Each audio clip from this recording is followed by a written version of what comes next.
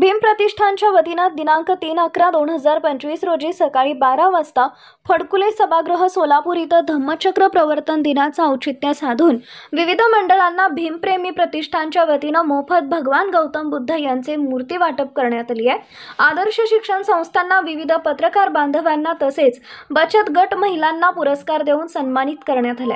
हा कार्यक्रम प्रदीप सिंह राजपूत, सरकारी वकील, श्रीशैल मामा हत्तुरे, संस्थापक बसवेश्वर प्रतिष्ठान, अप्पासाहेब लंगोटे पत्रकार कृती समिती अध्यक्ष, राजू हौशेट्टी सामाजिक कार्यकर्ते, श्रीनिवास बनसोडे युवा उद्योजक, बसवराज पनशेट्टी, अहमदभाई शेख अल्पसंख्याक विभाग पश्चिम महाराष्ट्र उपाध्यक्ष, विजू नागमोडे भीमप्रेमी प्रतिष्ठान संस्थापक अध्यक्ष यांच्या प्रमुख उपस्थितीमध्ये त्यांच्या हस्ते विविध मंडळांना भगवान गौतम बुद्ध यांची मूर्ती वाटप करण्यात आली।